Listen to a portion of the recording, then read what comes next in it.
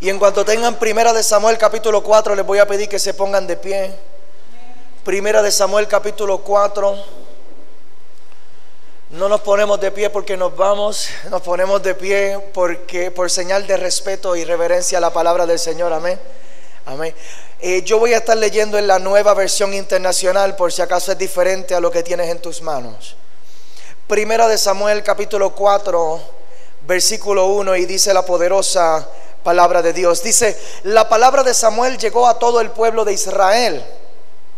En aquellos días los israelitas salieron a enfrentarse con los filisteos y acamparon cerca de Ebenezer. Alguien diga conmigo: ellos salieron sin preguntar. Ellos salieron sin pedir permiso. Qué malo es. Yo me acuerdo, esto es un paréntesis que a lo mejor no debería estar, pero yo le di candela a mis padres cuando yo era joven. Yo me iba muchas veces sin pedir permiso. Ay, santo Dios. Y me busqué problemas por eso. Santo, santo Dios. Los israelitas salieron a enfrentarse con los filisteos y acamparon cerca de Ebenezer. Los filisteos que habían acampado en Afec desplegaron sus tropas para atacar a los israelitas. Se entabló la batalla y los filisteos derrotaron a los israelitas. ¿Viste eso? Los israelitas salieron a invitar a los filisteos a pelear y salieron prendidos. Qué malo es cuando uno sale demasiado guapo y te sacan prendido por guapo. Los filisteos derrotaron a los israelitas, matando en el campo a unos 4,000 de ellos. Cuando el ejército regresó al campamento, los ancianos de Israel dijeron: ¿por qué nos ha derrotado hoy el Señor por medio de los filisteos? Esto también es gracioso porque rápido metemos a Dios en el asunto, tratando de echarle la culpa a Él. Cualquier parecido es pura coincidencia. ¿Por qué nos ha derrotado hoy el Señor por medio de los filisteos? Traigamos el arca del pacto. Aquí está lo que vamos a hacer. Vamos a traer el arca del pacto del Señor que está en Silo, para que nos acompañe y nos salve del poder de nuestros enemigos. Así que enviaron un destacamento a Silo para sacar de allá el arca del pacto del Señor Todopoderoso, que reina entre los querubines. Los dos hijos de Elí, Ofni y Finés, Elí era el sacerdote, estos eran los hijos, los que manejaban y administraban el tabernáculo y todos los elementos. Y Ofni y Finés estaban a cargo del arca del pacto de Dios. Cuando ésta llegó al campamento, los israelitas empezaron a gritar de tal manera que la tierra temblaba. Los filisteos oyeron el griterío y preguntaron: ¿a qué viene tanto alboroto en el campamento hebreo?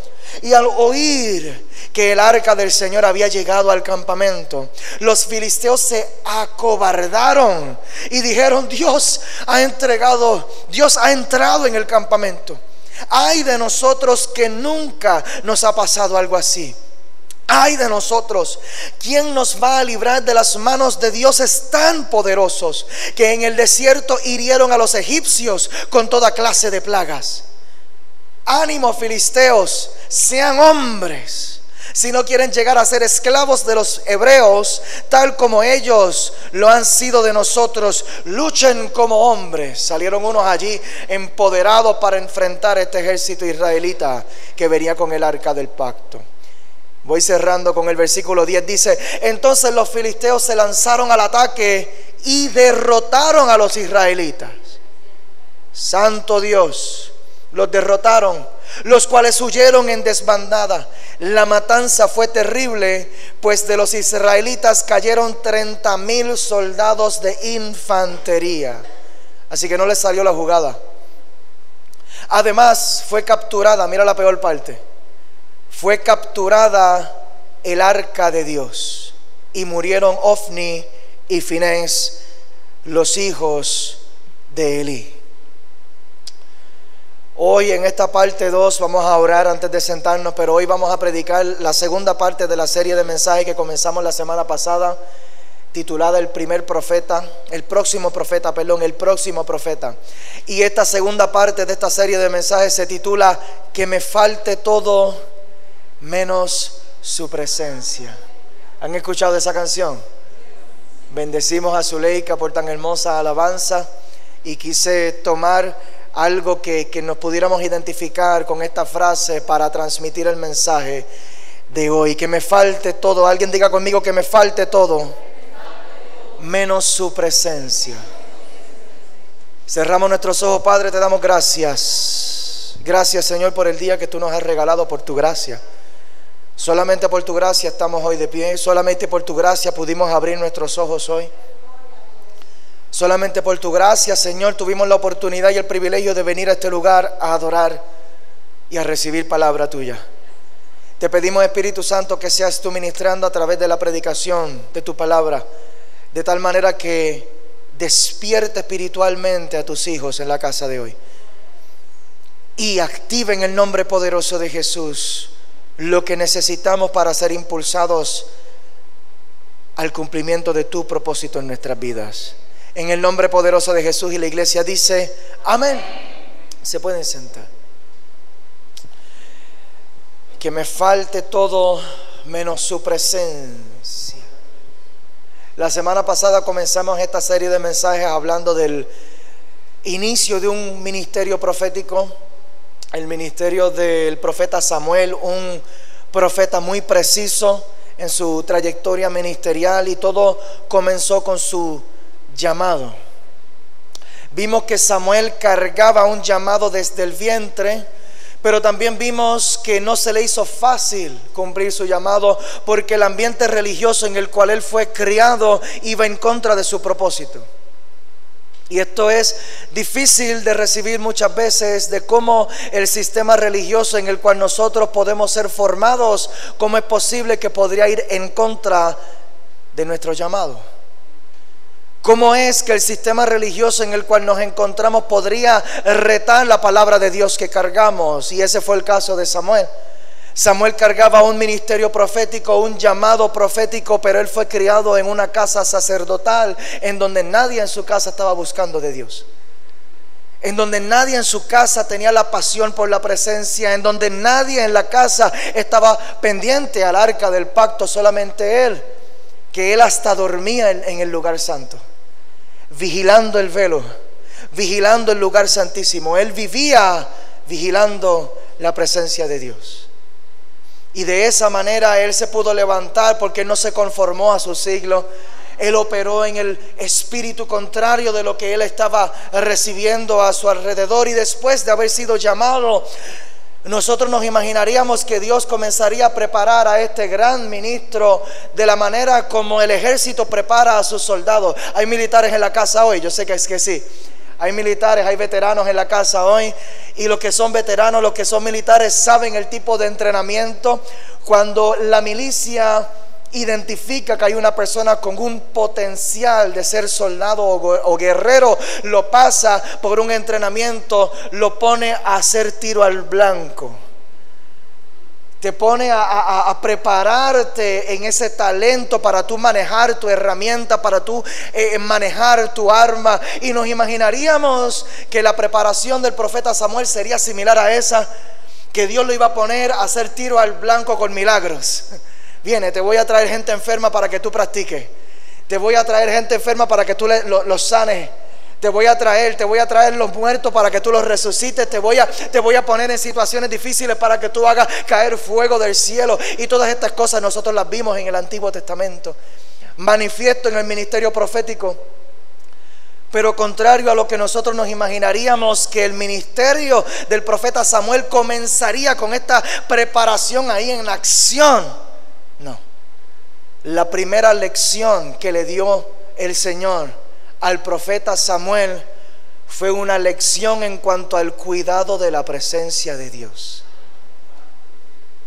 El cuidado de la presencia de Dios. Y es que no podemos operar en lo sobrenatural si nosotros no tenemos una conciencia de la presencia de Dios.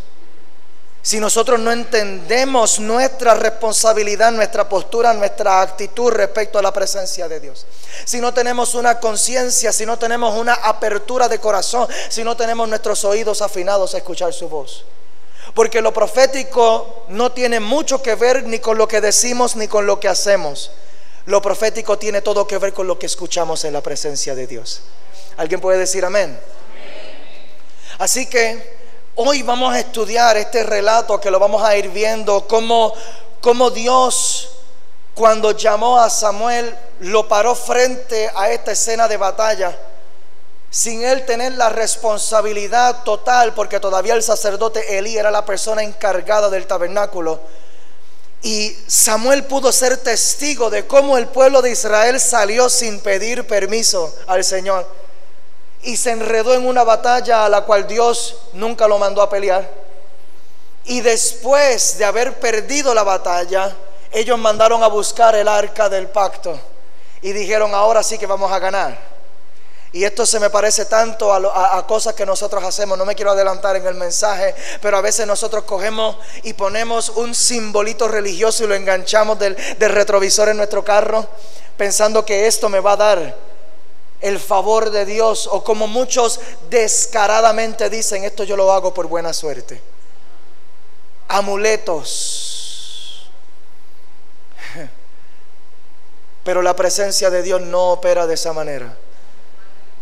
Y hoy vamos a hacer un análisis acerca de la presencia de Dios, viendo cómo el arca del pacto fue retirada, fue quitada del pueblo de Israel, cómo ellos perdieron la presencia.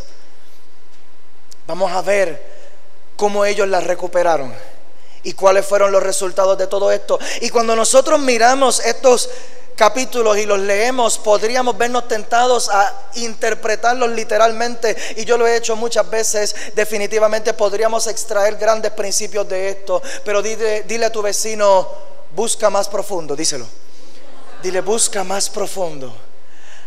Así que hoy vamos a profundizar en esto del arca del pacto, pero lo vamos a analizar desde una perspectiva apostólica y profética. Alguien diga conmigo amén. Esta palabra traerá revelación de propósito a tu vida. Esta palabra traerá un poco de corrección. Santo. Y cerraremos el mensaje con una comisión de tu asignación para esta temporada. Que me falte todo menos su presencia. Y el primer principio que te voy a compartir acerca del arca del pacto. Número 1, para los que están tomando nota, voy a estar enseñando un poco hoy. El arca, para los que están tomando, el arca en el viejo pacto representa el Espíritu Santo en el nuevo pacto. El arca en el viejo pacto representa el Espíritu Santo en el nuevo pacto. Y cada vez que nosotros hacemos una lectura, a mí me encanta el Viejo Testamento, porque yo encuentro que está cargado de principios de reino. Está cargado de principios que señalan hacia el milagro y el ministerio de Jesucristo. Está cargado de revelación aplicable a nuestra vida en el cristianismo. Colosenses capítulo 2 versículo 16. Colosenses 2:16 dice: por tanto, nadie os juzgue en comida o en bebida, o en cuanto a días de fiesta. Mira esto: en cuanto a días de fiesta, la luna nueva o días de reposo. Alguien diga conmigo: ley. Está hablando acerca de la ley. Nadie les juzgue en cuanto a la ley, es lo que está diciendo aquí el apóstol Pablo en esta carta. Todo lo cual es sombra de lo que ha de venir. Y este es el lente por medio del cual nosotros debemos interpretar el Antiguo Testamento. Nosotros debemos reconocer que el Antiguo Testamento, entiéndase la ley, y todo lo que encontramos en el Antiguo Testamento es la sombra de las cosas que han de venir. La sombra de las cosas que habrían de venir. O sea que lo que nosotros encontramos en el Antiguo Testamento, lo que hace es la imagen que nos está presentando el apóstol Pablo aquí. Cuando tú estás viendo que alguien viene de camino y el sol está detrás de esa persona, tú lo que ves es la sombra que se acerca adelante. Lo que representa es que el sol está detrás de esa persona. Así que antes de ver a la persona, tú ves su sombra. Y detrás del Antiguo Testamento lo que viene es el Señor. Detrás del Antiguo Testamento, todo en el Antiguo Testamento profetiza la venida del Señor Jesucristo. Profetiza lo que Él haría en la cruz del Calvario. Profetiza su obra redentora en la cruz. Profetiza incluso su resurrección y la nueva vida a la cual nosotros hemos sido llamados. A alguien que pueda levantarle un aplauso de alabanza al Señor por la nueva vida que Él nos ha dado. Cuando nosotros miramos esto, cuando nosotros observamos todos estos elementos, cuando nosotros nos metemos allí en el tabernáculo y podemos ver los diferentes elementos del tabernáculo, podemos ver a Cristo representado allí. Podemos ver a Cristo representado allí. Ahora, a la luz de Cristo, nosotros que tenemos la revelación del nuevo pacto, nosotros que tenemos los evangelios, nosotros que tenemos las cartas de Pablo, nosotros que tenemos las cartas de Juan y de Pedro, nosotros que podemos ver todo lo que encontramos en el Nuevo Testamento, esto nos da la revelación completa de lo que fue incompleto en el Viejo Testamento. Alguien diga amén. Así que quiero que vayan conmigo a Éxodo capítulo 25. Éxodo capítulo 25. Voy a comenzar a meterle un poquito de velocidad a esto, porque hoy tengo material para cubrir con ustedes. Éxodo capítulo 25, y voy a leer en el versículo 10. La Reina Valera tiene unas palabras que a veces se me enreda la lengua cuando las pronuncio, así que lo voy a leer en la Nueva Traducción Viviente. Éxodo 25, 10, en la Nueva Traducción Viviente dice: haz que el pueblo construya un arca con madera. Alguien diga conmigo, ¿tiene madera? Con madera de acacia, un cofre sagrado que mida 1 metro con 15 centímetros de largo, 69 centímetros de ancho y 69 centímetros de alto. Mira lo que dice aquí en el versículo 11. Dice: recúbrela de oro puro. Alguien diga conmigo, cobertura. Recúbrela de oro puro por dentro y por fuera, y ponle una moldura de oro alrededor. Así que nosotros tenemos aquí en el diseño revelado a Moisés para la construcción de los elementos del tabernáculo. Tenemos que dentro del lugar santísimo iba esta arca de Dios, arca del pacto, y esta arca era construida de 2 materiales principales. Y ambos materiales expresan la doble naturaleza de Cristo. Expresan la doble naturaleza de Cristo, humana y divina.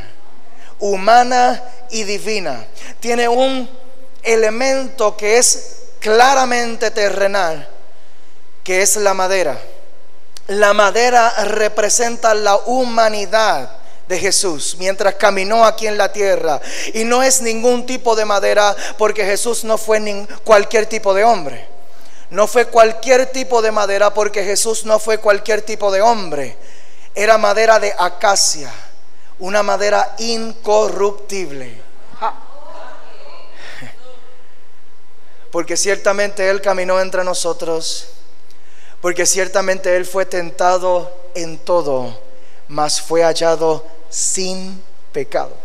Sin pecado, sin pecado, incorruptible. No había manera de contaminar el corazón de Cristo. No había manera de meter pecado allí. No había manera de corromperlo. Santo Dios. Y el segundo elemento es el oro. Y como estudiamos la semana pasada, el oro representa la deidad y la naturaleza de Cristo, la naturaleza divina de Cristo. Y esto a mí me vuela la mente, reconocer que mientras Jesús caminaba entre nosotros aquí en la tierra, Él cargaba estos 2 elementos, la madera, y su madera era cubierta de oro. Así que lo que para nosotros sería una cobertura espiritual, para Jesús era una cobertura divina. La cobertura de Jesús, el apóstol de Jesús, por decirlo de esa manera, era el Padre Celestial, literalmente. Era el Padre Celestial. Y tú me dirás: pastor, pero estás hablando de Jesús aquí. ¿Dónde está el Espíritu Santo? Si tú estás diciendo que el arca representa al Espíritu Santo, alguien pregúntame: ¿dónde está el Espíritu? Gracias por preguntarme. Hay interés, escucho y recibo que hay interés, hay hambre de la palabra de Dios aquí, hay hambre de la palabra de Dios aquí, gloria a Dios. Éxodo 25, 21, Éxodo 25, 21 dice: coloca dentro del arca las 2 tablas de piedra grabadas con las condiciones del pacto que te entregaré. Por eso se llama el arca del pacto, porque carga el pacto. Luego pon la tapa de la expiación encima del arca. Y mira el 22: allí me encontraré contigo y te hablaré. Allí me encontraré contigo y te hablaré.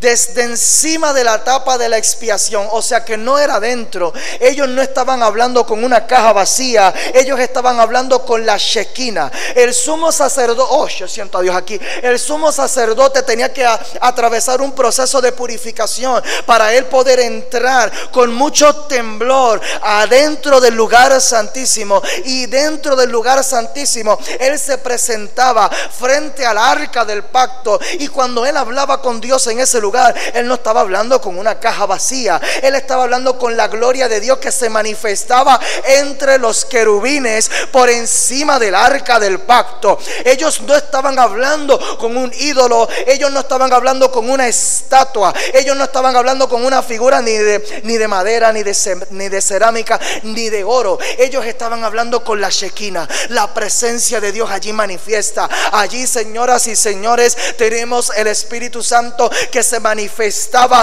por encima del arca del pacto.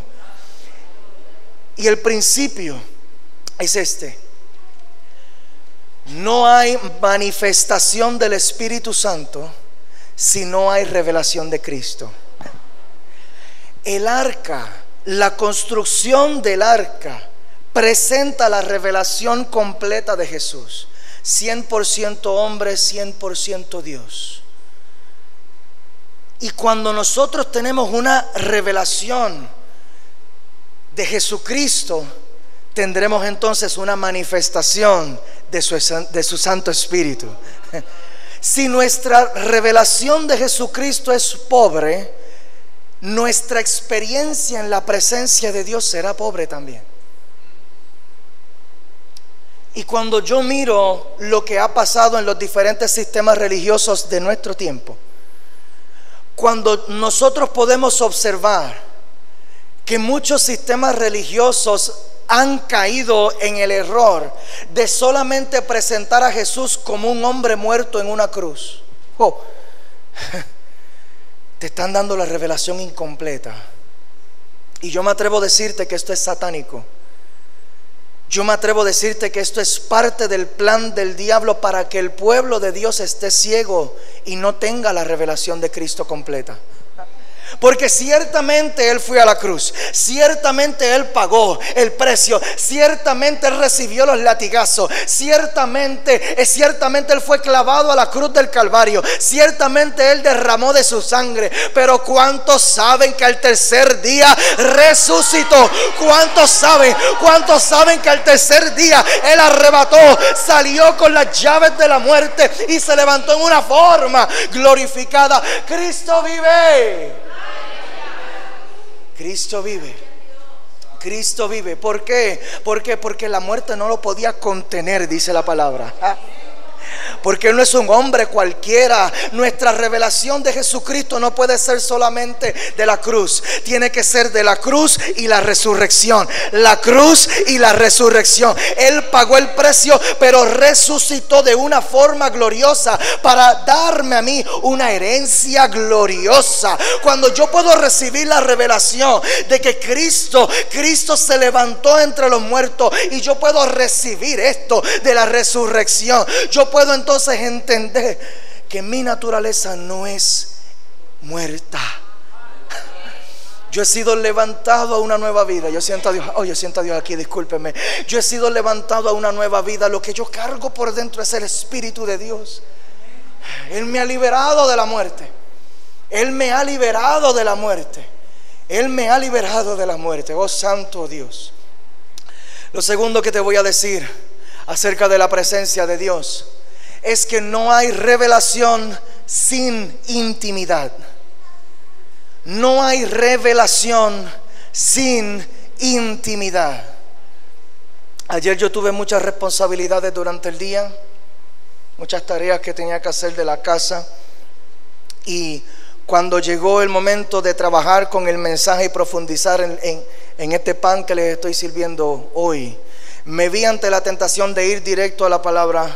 Yo dije, no puedo. Aunque me cueste más, yo necesito orar. Yo necesito meterme en la presencia de mi Dios. Y estuve rato allí en la presencia de Dios y vine a comenzar el mensaje tarde. Pero qué diferencia es, qué diferencia hace el dedicar horas en la presencia de Dios. Después el trabajo fluye automático. Cuando me senté y abrí la Biblia y comencé a encontrar, eso era revelación fluyendo, que otras veces cuando yo estoy muy afanado y digo déjame ir directo a la palabra, yo tengo que escudriñar y buscar y pasar mucho más trabajo. Pero aquel que invierte horas en la presencia de Dios, el trabajo ministerial le fluye mucho más fácil, amén. No hay revelación sin intimidad. Y este principio lo saco de Éxodo 26. Éxodo 26, versículo 34. ¿Dónde va el arca del pacto? Se los mencioné ahorita, pero ahora se los doy con evidencia bíblica. Éxodo 26, 34 dice: después pondrás la tapa del arca, el lugar de la expiación, encima del arca del pacto. ¿Dónde? Dentro del lugar santísimo. Entonces, cuando nosotros mencionamos el término lugar santísimo, necesitamos reconocer lo que esto significa. No podía entrar cualquier persona al lugar santísimo.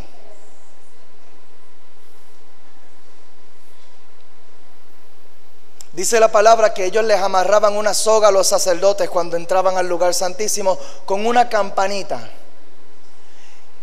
Y los levitas, los que asistían en el ministerio y la administración del templo, ellos estaban velando la soguita y escuchando la campana.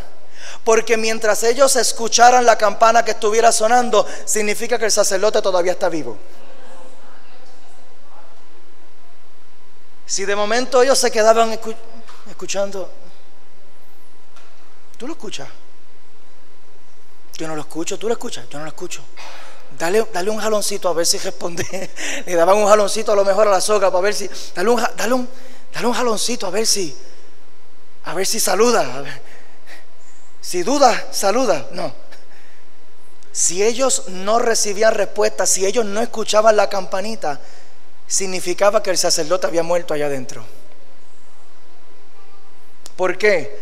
Porque para entrar al lugar santísimo hay que pagar el precio. Para entrar al lugar santísimo hay que pagar el precio.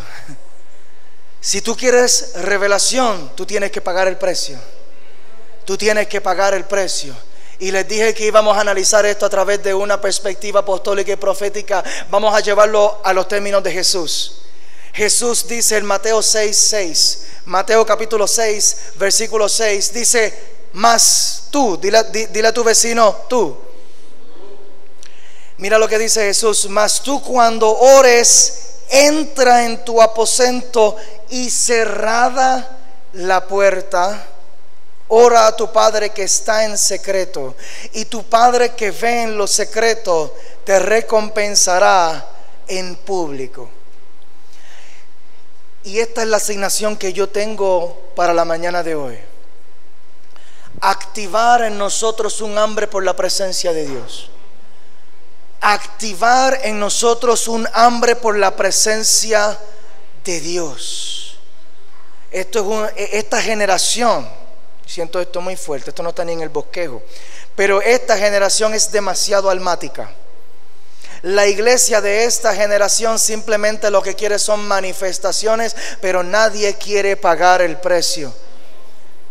Nadie quiere orar. Tú convocas a un concierto de adoración y te llega a la mitad de la ciudad. Convoca un culto de oración y te llegan unos poquitos. ¿Por qué? Porque nadie quiere pagar el precio. Queremos gloria y la queremos gratis. Queremos presencia y la queremos del microondas. Dale 30 segundos y sírvemela, pastor. Si la queremos buena de verdad, dale 45 segundos para que salga por lo menos tibiecita. Pero las cosas del Señor no son así. Jesús nos dio el modelaje. Si tú quieres gloria, tienes que pagar el precio. No hay gloria sin sacrificio. Y el sumo sacerdote tenía que pasar por un proceso riguroso para santificarse, para purificarse, para poder tener acceso al lugar santísimo. Y si no entraba, pastor, si no entraba, no recibía revelación. Y si no recibía revelación, encontramos el disparate que estamos encontrando en 1 de Samuel capítulo 4. Tenemos un pueblo tirando puños al aire. Y esto es lo que nos pasa. Ay, discúlpenme, pero hay un espíritu de corrección que se está desatando aquí. Esto es lo que nos pasa a la iglesia de esta generación.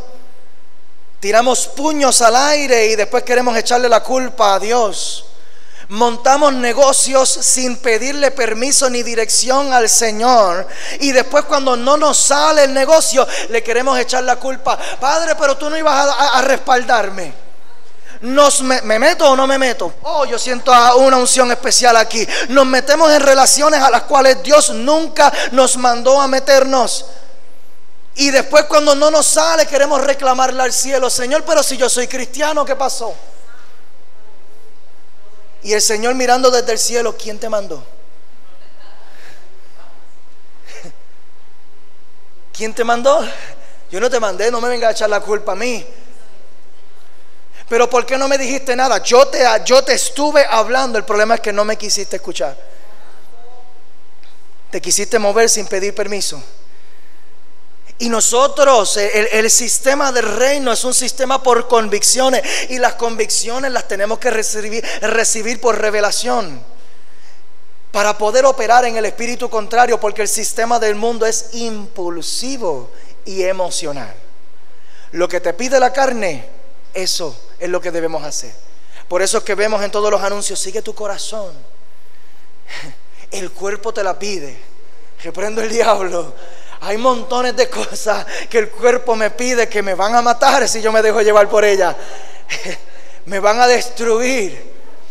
Dice la palabra que el corazón es engañoso sobre todas las cosas. Hay caminos que parecen rectos para el corazón, pero terminan siendo caminos de muerte. Cuando nos encontramos después metidos en una de líos, en una de problemas, y decimos: Señor, pero ¿qué es lo que está pasando? Y así te dice el Señor en la mañana de hoy: ponte a orar. Oh, ponte a orar. Ponte a orar. Ponte a orar. Dejemos los impulsos a un lado. Sujetemos esa carne. Te digo algo que no quieres escuchar: la carne es más mala que el diablo, como decía G.J. Ávila. La carne es peor que el diablo. Montones de cosas que nos encontramos de momento en unos líos, como el pueblo de Israel en 1 de Samuel 4. En vez de vivir en victorias, estaban viviendo en derrotas. Discúlpenme las visitas. Hoy el mensaje es ese tipo de mensaje hoy. Nos encontramos en una de derrotas. ¿Por qué? Porque nos queremos mover por impulso. Nos queremos mover por emoción. Pero el salmista decía, él hacía una oración que yo quiero desafiarte a que tú puedas comenzar a hacerla. Él decía: examina mi corazón. Señor, escudriña mi corazón para ver si hay iniquidad en mí. Escudriña mi corazón. Escudriña mi corazón. Cuando nos metamos allí en oración, nosotros queremos orar, y en nuestros tiempos de oración queremos hablar más que Dios. Mi tiempo de oración no es para yo decirle cosas a Dios. Hay un tiempo para presentar peticiones, hay un tiempo para pedir perdón. Pero si yo no dedico tiempo en mi espacio de oración para escuchar la voz de Dios, ¿sabes qué? Estoy perdiendo tiempo.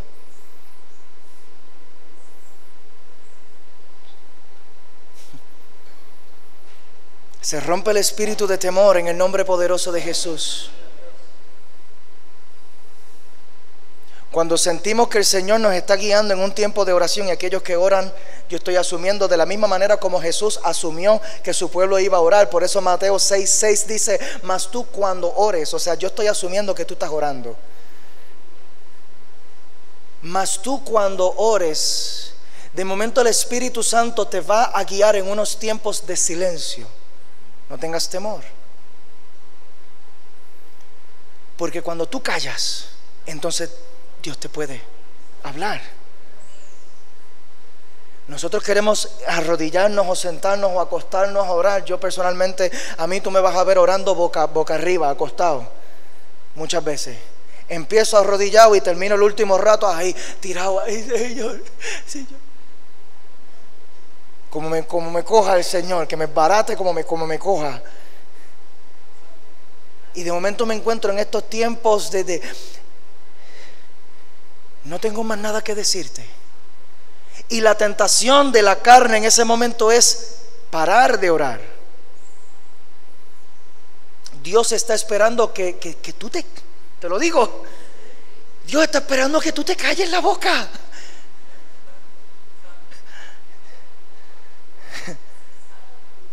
Para Él poder responder a lo que tú le estás pidiendo. Hombre. Dile a tu vecino: dale break. Dile: dale break. Nos tiramos allí con el desahogo, con las peticiones, con nuestro clamor, con nuestra intercesión, con nuestros versículos que le queremos declarar, y queremos hacer unas oraciones proféticas ahí, una cosa ahí salvaje. Y el Señor dice: ¿cuándo voy yo?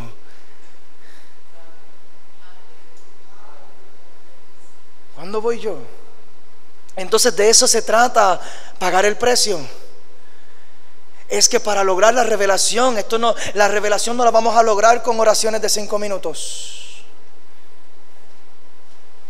Queremos pedirle a Dios ministerio, queremos pedirle a Dios unción, queremos pedirle denuedo, queremos pedirle que la gloria se descienda, pero es que el modelo bíblico no es ese.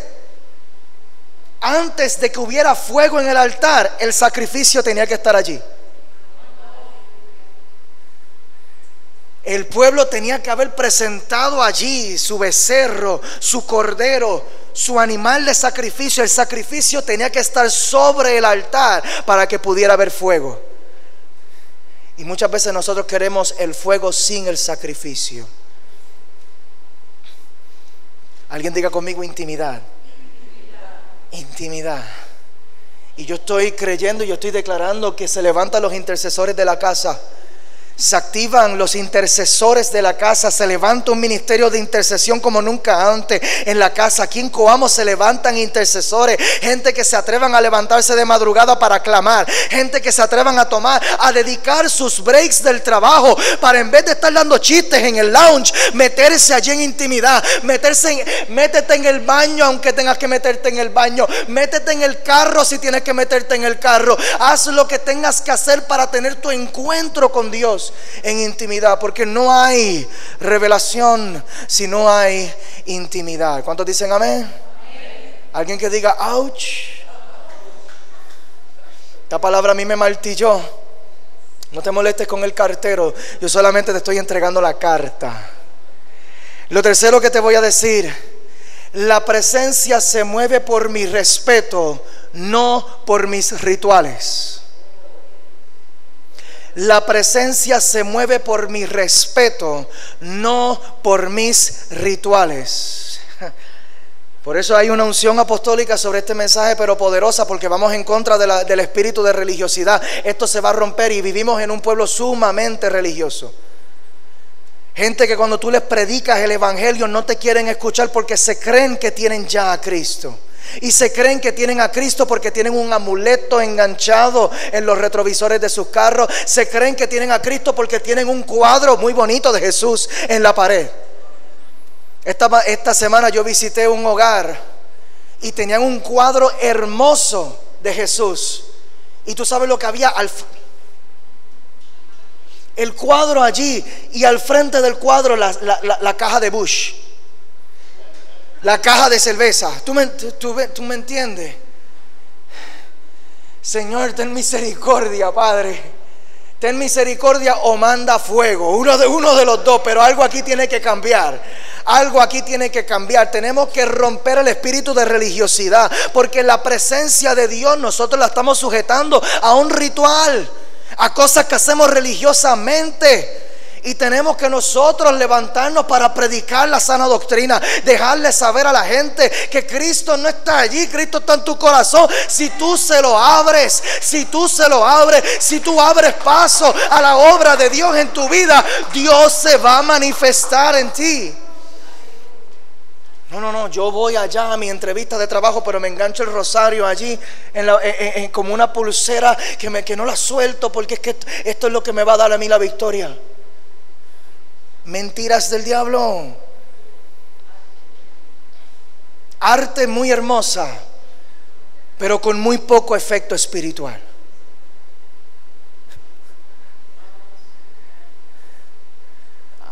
Arte. Yo aprecio el arte, me encanta, pero cuando se trata de la presencia de Dios, yo tengo que meterme en la palabra para ver qué es lo que dice allí.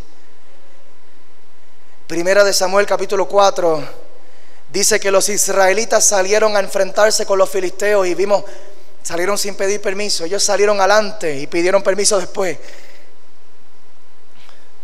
Salieron a enfrentarse con los filisteos y acamparon cerca de Ebenezer. Se entabló la batalla y los filisteos derrotaron a Israel. En el versículo 3 dice: cuando el ejército regresó, ellos se preguntaron: ¿por qué nos ha derrotado hoy el Señor? Le trataron de echar la culpa al Señor y dijeron: entonces traigamos el arca. Traigamos el arca. ¿Tú sabes dónde estaban ellos? En Ebenezer. Se establecieron en Ebenezer. Ebenezer lo que significa es un reconocimiento de una asistencia divina. Por eso cuando hablamos de Ebenezer muchas veces lo acompañamos con el versículo en Primera de Samuel capítulo 7 que dice: Ebenezer, hasta aquí me ha ayudado Dios. Porque eso es lo que significa la palabra Ebenezer. Pero muchas veces nosotros nos queremos meter en lugares a donde Dios nunca nos ha llamado a meternos, y después queremos declarar Ebenezer: Señor, ayúdame aquí, ayúdame aquí, ayúdame aquí, ayúdame aquí, ayúdame aquí. Nos metemos en relaciones. Nos metemos en relaciones donde Dios nunca nos ha mandado a meternos, y después que Señor, bendice esto, bendice esto. Me meto yo primero y después le pido a Dios que lo bendiga. Pero así no funciona. Así no funciona. Traigamos el arca del pacto del Señor que está en Silo. Alguien diga conmigo: Silo. Vamos a traer esto que está en Silo para que nos acompañe y nos salve del poder de nuestros enemigos. Quisieron utilizar el arca del amuleto y lo sacaron el arca del lugar en donde tenía reposo. Silo lo que significa es lugar de reposo. Y aquí hay un principio muy poderoso. Dios se manifiesta, la presencia de Dios se manifiesta, el Espíritu Santo se manifiesta en el lugar de su reposo, no en el lugar del mío.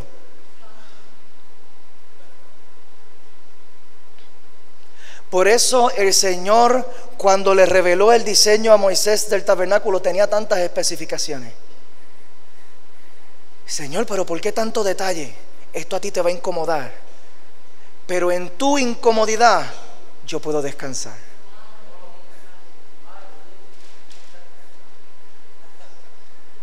Señor, no quiero ayunar. ¿Me meto o no me meto? Me voy a meter aunque no quiera. Señor, no quiero ayunar porque me incomoda.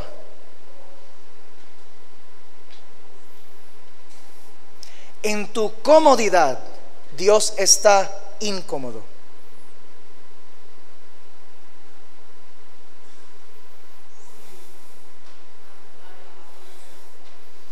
En tu comodidad. Yo estoy bien relax aquí.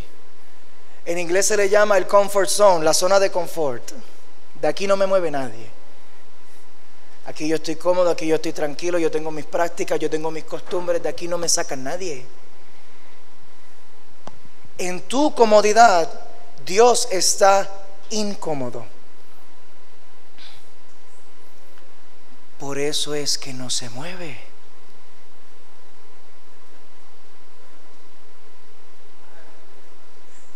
Por eso es que hace tiempo que no recibes una palabra de revelación.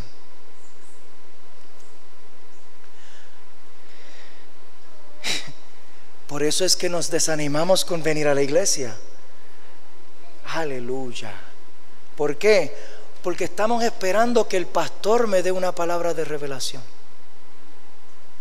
Estamos esperando hasta el domingo para comer. Durante la semana, ayuno espiritual. No recibimos palabra, no tenemos contacto, no tenemos experiencia, no tenemos tiempo de oración, no tenemos tiempo en ayuno. No nos sentamos a la mesa a comer con el Padre. El banquete que Dios tiene para ti, y esto muchos predicadores no se van a atrever a decírtelo, el mejor banquete que Dios tiene para ti no se te sirve en el púlpito, se te sirve en tu habitación, en la privacidad de tu hogar.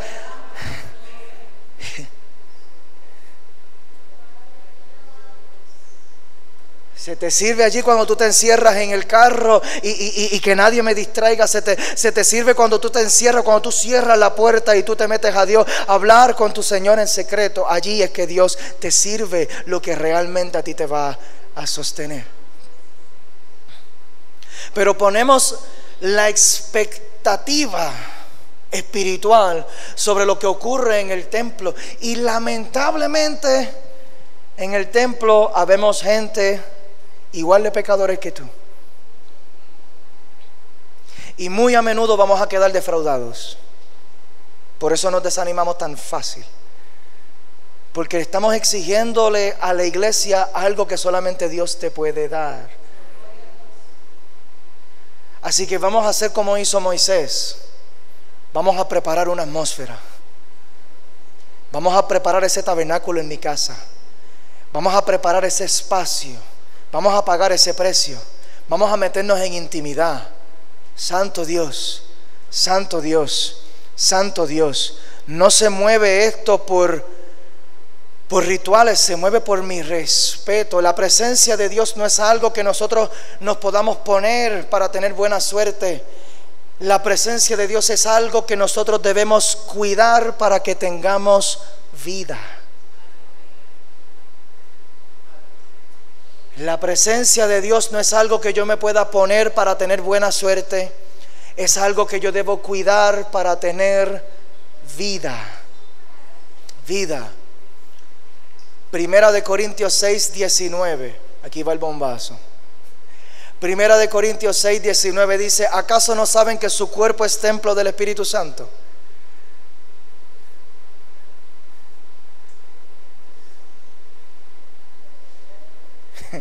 Aquí está la revelación completa.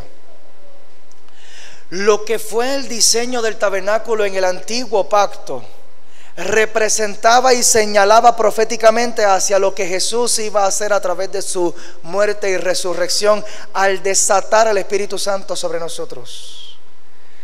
Ahora yo no tengo que esperar hasta llegar a un templo para tener un encuentro con el Señor. El Señor yo lo cargo aquí.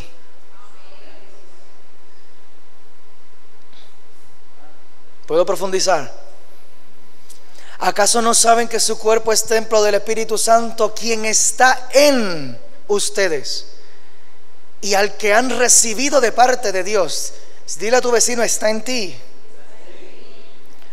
Tu cuerpo es el templo. ¿Qué le estás metiendo a tu cuerpo? ¿Qué estás haciendo con tu cuerpo?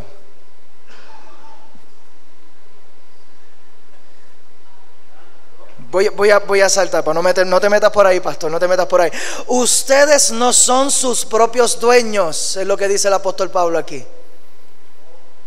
Ustedes no son sus propios dueños, fueron comprados por un precio. Tú no te mandas. Ay. Fueron comprados por un precio, por tanto, honren con su cuerpo a Dios. Dile a tu vecino esto. Dile más respeto. Dile más respeto, menos rituales. Más respeto, menos rituales. ¿Puedo profundizar un poco más? Chipito más y voy a saltar al próximo paso porque esto está rompiendo algo aquí. Santo Dios, yo siento la tensión de una manera poderosa. Dale una sonrisa a tu vecino. Dale una sonrisa a tu vecino. Dile, todo va a estar bien. Todo va a estar bien, no te preocupes, todo va a estar bien. El Espíritu Santo te va a ayudar, te va a fortalecer, te va a guiar en este proceso. No lo vas a hacer tú solo. Primera de Samuel 4:10. Primera de Samuel 4:10. Lo leímos ahorita cuando ellos llegaron allí con el arca. Dice, entonces los filisteos se lanzaron al ataque y derrotaron a los israelitas, los cuales huyeron en desbandada. La matanza fue terrible, pues de los israelitas cayeron 30,000 soldados de infantería y además fue capturada el arca de Dios y murieron Ofni y Finés.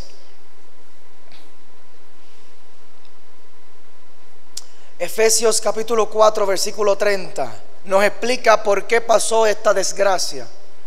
Efesios 4:30 nos explica por qué pasó esta desgracia. Y se lo voy a leer en la Nueva Traducción Viviente. Dice, no entristezcan al Espíritu de Dios. La Reina Valera dice, no os contristéis. Por favor, no me lo incomoden, es lo que está diciendo el apóstol Pablo aquí. No me lo incomoden, no me lo deshonren, no le falten el respeto. Si le faltamos el respeto a la presencia de Dios que cargamos, difícilmente Él nos va a respaldar en nuestros proyectos. No entristezcan al Espíritu Santo de Dios con la forma en que viven. Recuerden que Él los identificó como suyos y así les ha garantizado que serán salvos el día de la redención. Les ha garantizado que serán salvos el día de la redención. La Reina Valera dice que por medio del Espíritu han sido sellados para salvación. Y quiero que recibamos esto con el espíritu correcto. Nosotros no buscamos honrar al Señor por temor a perder nuestra salvación. Aquí la palabra es bien clara. Una recaída a ti no te va a mandar para el infierno. Pero sí necesitamos la presencia de Dios para que tengamos vida y vida en abundancia. Necesitamos ser guiados por Él, necesitamos escuchar su voz, necesitamos de su unción. El principio número 4 que te voy a compartir, y voy cerrando ya, los veo aburridos o confrontados o destruidos. Número 4, el Espíritu Santo es tu maestro, no es tu estudiante. El Espíritu Santo es tu maestro, no es tu estudiante. Ellos trataron de ir primero y después llamar a la presencia. Tráeme el arca, como si fuera un perrito. Vente, papi, vente. Como hacen algunos que tienen perros grandes. Yo voy a ir para allá, pero me voy a llevar el pitbull para intimidar. Amarraron el pitbull y se lo llevaron ahí para darse guille delante de sus enemigos. Esto es lo que me va a respaldar. Y tratando de guiarle el paso al arca de Dios. No funciona así. No funciona así. Juan capítulo 14 versículo 26. Aquí el Señor Jesús nos aclara. Juan 14, 26 dice, pero el Consolador, el Espíritu Santo, a quien el Padre enviará en mi nombre, les enseñará todas las cosas. El Espíritu Santo les enseñará. Tú no le enseñas a Él, Él te enseña a ti. Él te enseña a ti. Él te enseña a ti. Voy a saltar al principio número 5. Vamos a la consecuencia y luego de la consecuencia vamos a la restauración. Descuidar la presencia de Dios es descuidar la vida.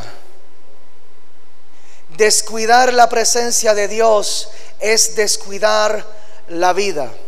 Primera de Samuel capítulo 4 versículo 14. Primera de Samuel capítulo 4 versículo 14 tenemos aquí que pudo sobrevivir un hombre de la batalla, un hombre israelita que vio cuando ellos fueron derrotados la primera vez.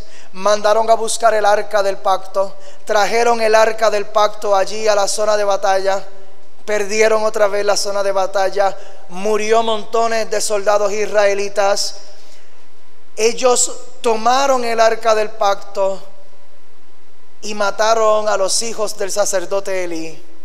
Y este hombre que sobrevivió regresó a su tierra para contar la historia. Y el sacerdote Elí, cuando escuchó que él estaba contando la historia, le dijo: ¿qué fue lo que pasó? Porque él estaba esperando. Y allí este hombre le contó lo que pasó. Y dice la palabra que cuando el sacerdote Elí escuchó, más adelante no tengo tiempo ahora para profundizar allí, pero cuando él escuchó que los filisteos se habían quedado con el arca del pacto, dice la palabra que él se cayó para atrás. Él estaba sentado y él se cayó para atrás y se dio en el cuello y se desnucó, cayó muerto. Ese día el sacerdote Elí pagó el precio por haber perdido el arca del pacto, porque era su responsabilidad guardarla. Pero realmente la presencia de Dios él la había perdido hacía mucho tiempo ya. La pérdida del arca de Dios simplemente era la representación natural de lo que ya estaba operando espiritualmente en él. Frío espiritualmente. Frío espiritualmente. Y el descuidar la presencia de Dios le costó a él su vida, le costó la vida de sus hijos. Y no me quiero meter mucho por aquí, pero es necesario que lo haga. Porque lamentablemente cuando nosotros como creyentes descuidamos la presencia de Dios, lamentablemente el precio mayor lo pagan nuestros hijos.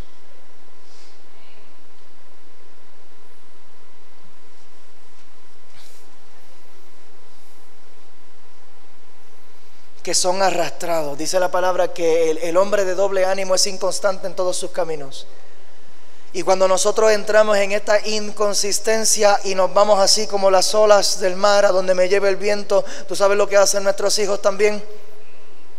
Como las olas del mar, a donde nos lleve el viento.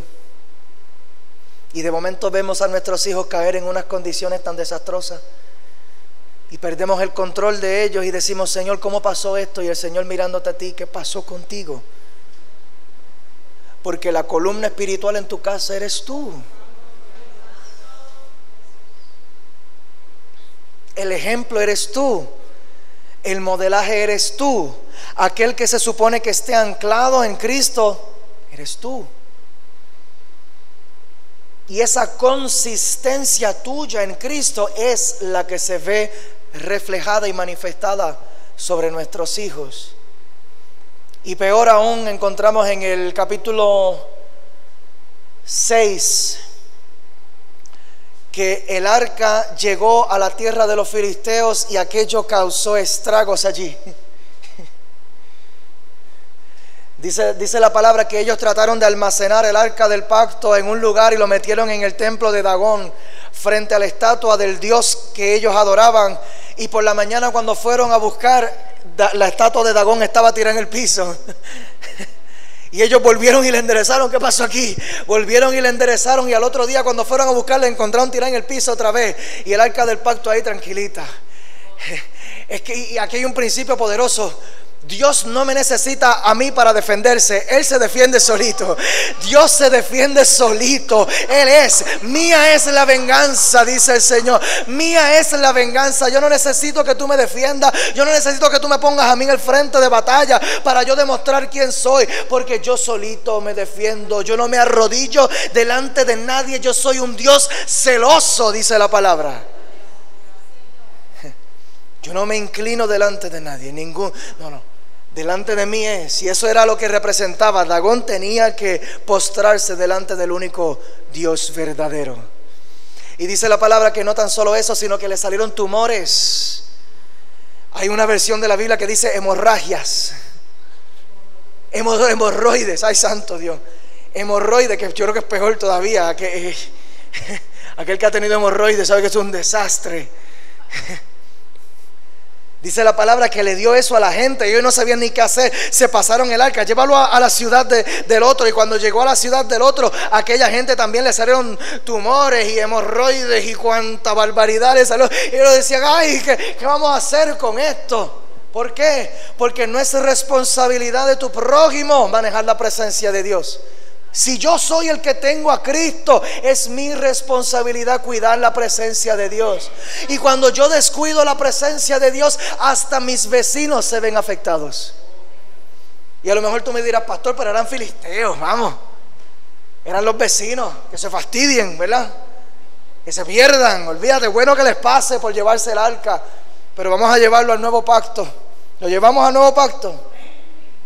Mateo 5:44. ¿Estás preparado para esto? Yo no sé si estás preparado para esto. Mateo 5:44, Jesús dice, ama a tus enemigos, ora por los que te persiguen. Así que se fastidien no. Aunque mi vecino me caiga mal, es mi responsabilidad darle el mejor testimonio. Porque su salvación podría depender de mi testimonio. Lo he dicho muchas veces aquí. Hay gente que nos rodea que la única Biblia que tienen eres tú. La única Biblia que tienen eres tú. Número 6, la evidencia de la presencia de Dios es la santidad. La evidencia de la presencia de Dios es la santidad. Mira lo que sucedió aquí. Dice la palabra que los filisteos no supieron qué más hacer con el arca. Ellos tomaron el arca como una estrategia de guerra y les salió mal. Les salió el tiro por donde no era.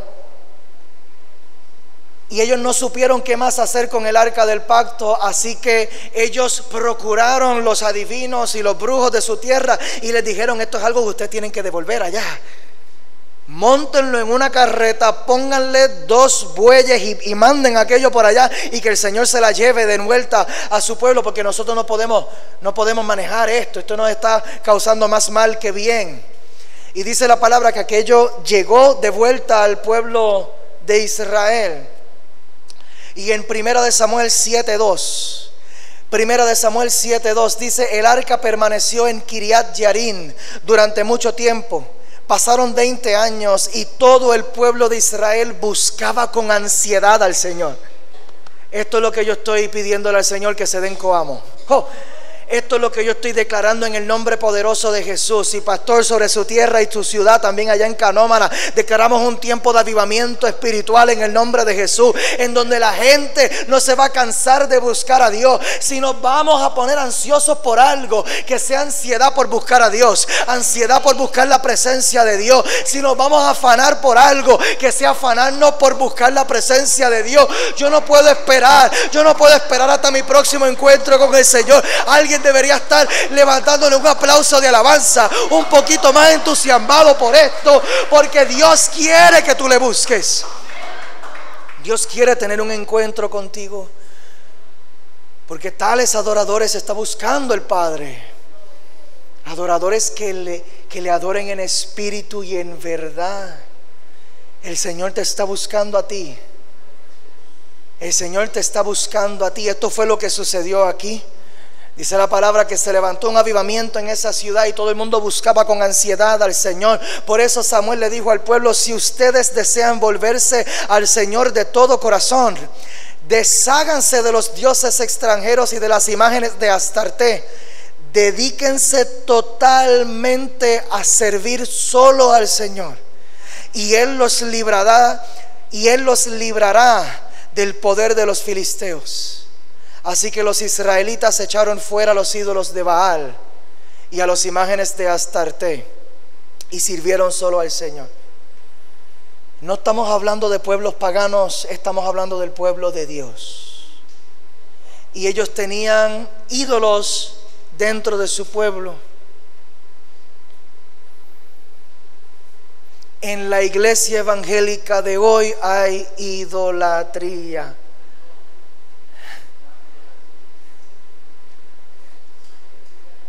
Si queremos realmente buscar al Señor, vamos a romper todo ritualismo.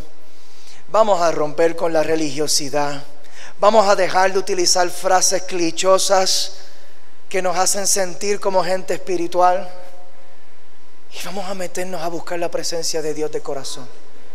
Vamos a servir solo al Señor.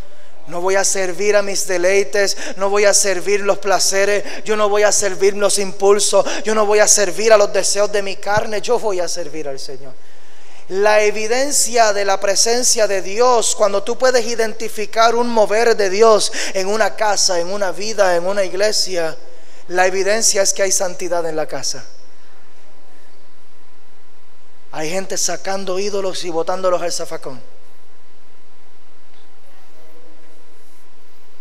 Hay gente tomando prácticas religiosas, cosas que posiblemente hemos aprendido a través del tiempo, que no son de Dios. Es tiempo de nosotros volver a la santidad. Los perdí otra vez. La palabra está allí. Estoy terminando ya. La presencia de Dios, número 7. La presencia de Dios es la protección de Dios. No es el amuleto, no es el ritual, no son ni tan siquiera los versículos que no sabemos de memoria. Es que en donde hay una persona que esté buscando la presencia de Dios, ahí se manifiesta su poder. Recibiréis poder cuando haya venido. Yo quiero gritar, pero no te voy a gritar. Recibiréis poder cuando haya venido sobre vosotros el Espíritu Santo. Y eso fue lo que experimentaron en 1 de Samuel capítulo 7, versículo 7. 1 de Samuel 7, 7 dice: cuando los filisteos se enteraron de que los israelitas se habían reunido en Mizpa, los jefes filisteos marcharon contra Israel. Ahora se vira la tortilla. Ahora son los filisteos los que están invitando a pelear a Israel. Al darse cuenta de esto, los israelitas tuvieron miedo de los filisteos. Pues claro, si ya me dieron 2 prendidas corridas, todavía me estoy sobando del último azote. Y le dijeron a Samuel: no dejes de clamar al Señor por nosotros para que nos salve del poder de los filisteos. Samuel tomó entonces un cordero pequeño. Alguien diga conmigo: hay que pagar el precio. Samuel tomó entonces un cordero pequeño y lo ofreció en holocausto al Señor. Luego de pagar el precio, clamó al Señor en favor de Israel, y el Señor le respondió. Versículo 10 dice: mientras Samuel ofrecía el sacrificio, los filisteos avanzaron para atacar a Israel. Pero aquel día el Señor lanzó grandes truenos contra los filisteos. Grandes truenos contra los filisteos. Esto creó confusión entre ellos y cayeron derrotados ante los israelitas. ¿Tú sabes qué? Que ellos, antes de comenzar a pelear, había un hombre metido en oración, había un hombre pagando el precio en intercesión. Y mientras Samuel intercedía, Dios peleaba por el pueblo. Mientras tú intercedes, Dios pelea por ti. Mientras tú te metes en la presencia de Dios, Dios obra a tu favor. Dios desata favor celestial.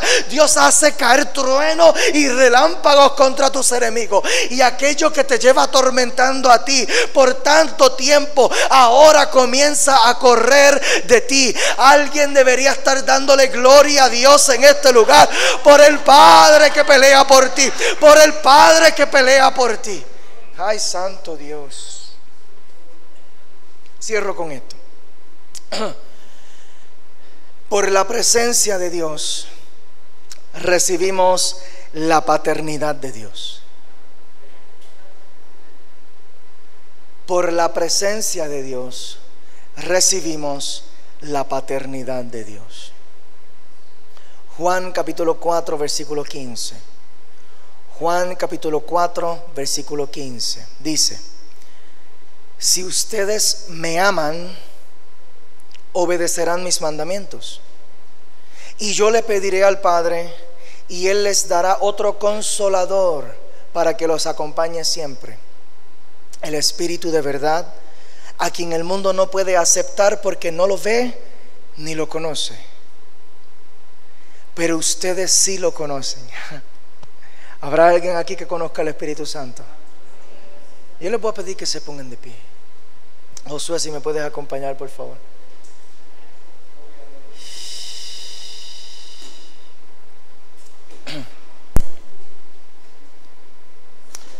Pero ustedes sí lo conocen porque vive con ustedes y estará con ustedes. Y al versículo 18 es donde quiero llegar. No los voy a dejar huérfanos.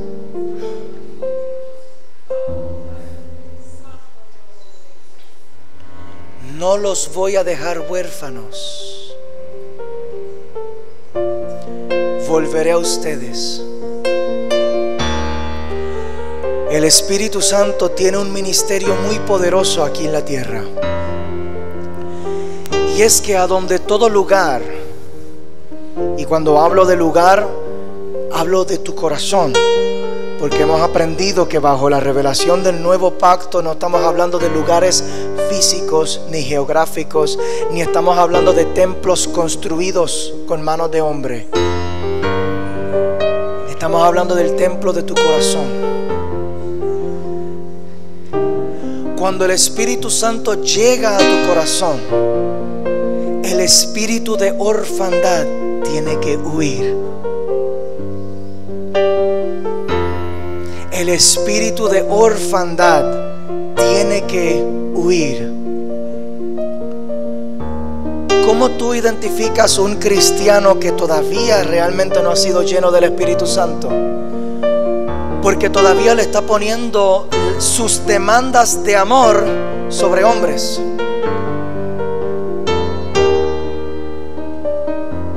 ¿Por qué? Porque todavía tiene un espíritu de orfandad. Y yo camino por la vida buscando a mi papá. Buscando a mi papá. ¿Dónde está mi papá? ¿Dónde está mi papá? Y conozco una pareja y estoy buscando el amor que yo necesitaba de mi papá, y lo busco en esta persona. Y entro en un trabajo y recibo en este trabajo algún tipo de satisfacción, y percibo que estoy recibiendo algún tipo de atención, la atención que no recibí de mi papá. La estoy buscando acá. Y nos involucramos en hobbies, nos involucramos en trabajo, nos involucramos incluso en ministerio. Nos podemos envolver y le ponemos la demanda al ministerio. Lamentablemente le ponemos la demanda muchas veces al pastor, para tratar de satisfacer esta necesidad que yo tengo de amor. Este amor que solamente tu Padre Celestial te puede dar.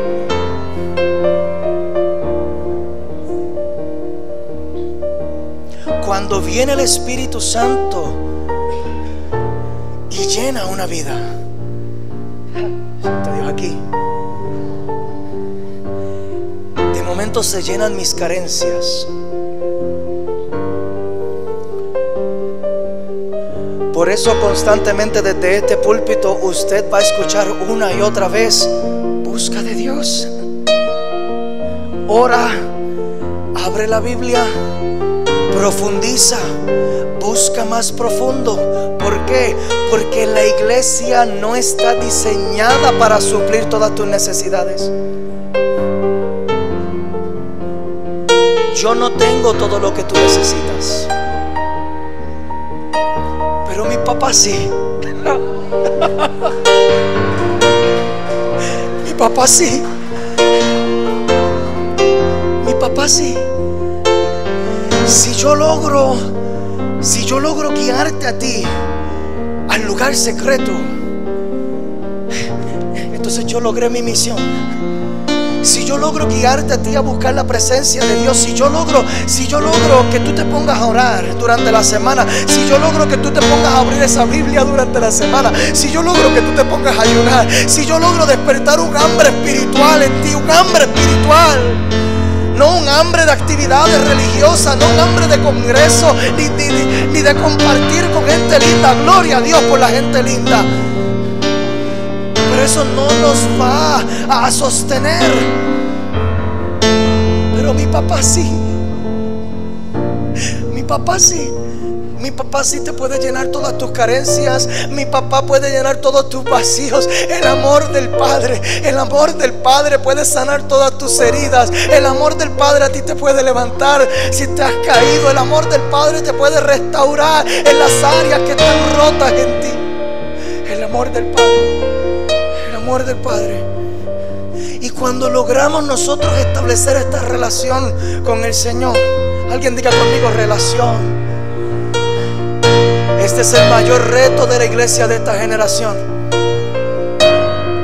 Establecer relación con el Señor. No, este es el propósito. Cuando nosotros logramos desarrollar esta relación, y cada vez que yo entro en la presencia de Dios, yo recibo. Se me pega lo de Dios. Su carácter se me pega.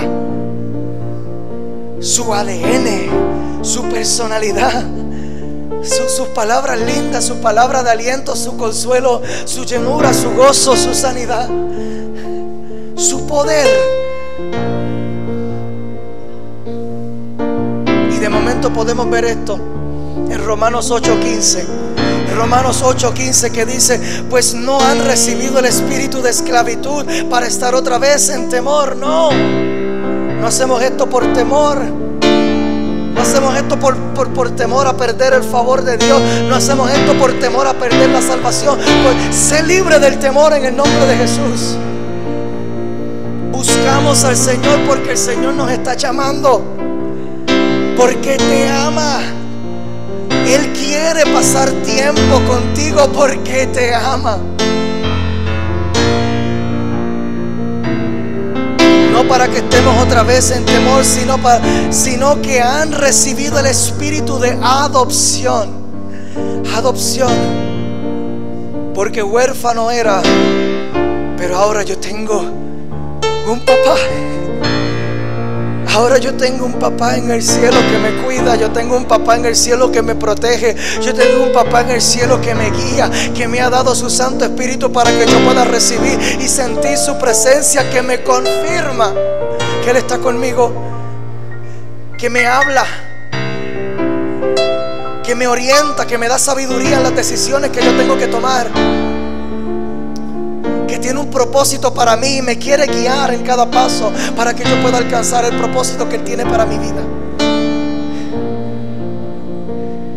Hemos recibido el espíritu de adopción, por medio del cual clamamos: Abba, Padre. Papito Dios, Papá Dios, Padre, Padre celestial, Padre celestial. El Espíritu mismo da testimonio a nuestro espíritu de que somos hijos de Dios. Ay, alguien que levante un aplauso de alabanza. Que te veré que